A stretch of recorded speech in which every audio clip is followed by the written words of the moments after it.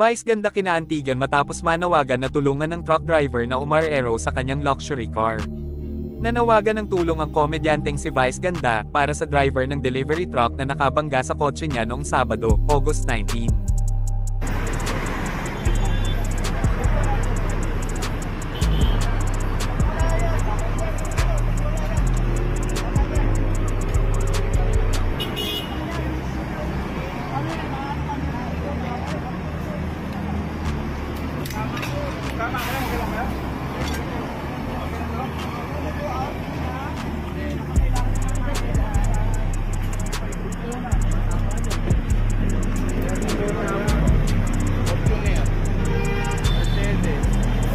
Ibinahagi ng Unkabogable Phenomenal Box Office Superstar noong Lunes ika-21 ng Agosto sa noontime show, It's Showtime, ang tungkol sa aksidente.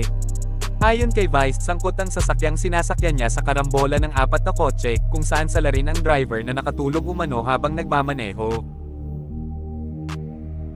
Nagpaantig ng puso si Vice Ganda sa social media dahil sa mga video na kumakalat kung saan makikita siya na tumutulong at nagpapakita ng kabutihan sa mga biktima ng aksidente, kung saan nasangkot din ang kanyang sasakyan.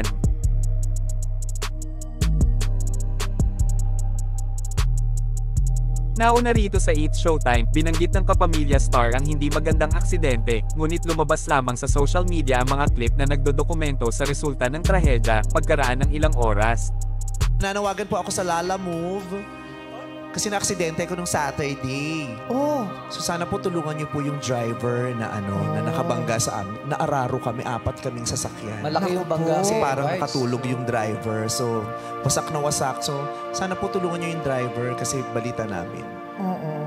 At saka yung contractor, yung may-ari ng truck, sana po tulungan yung driver kasi naawa rin ako dun sa driver kasi yung mga ang daming sasakyan yung... Ilan ba kayo nabangga? 4.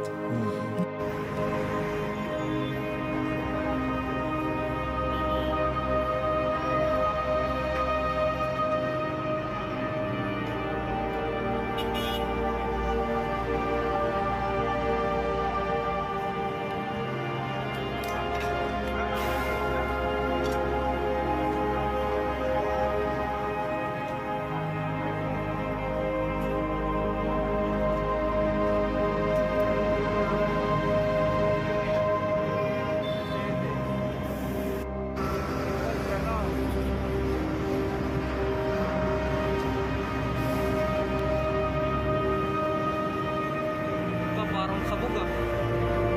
So, parang sa droga siguro to.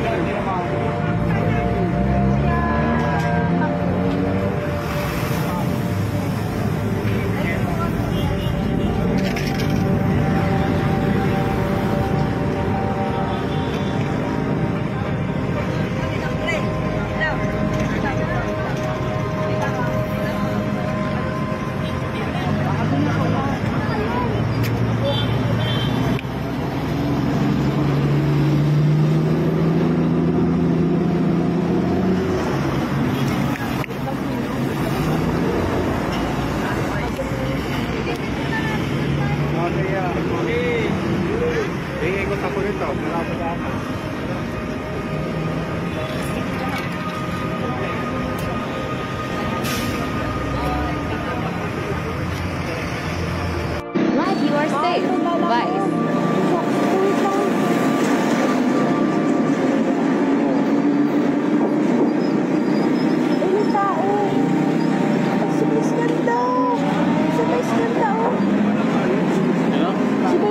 Kaya nga.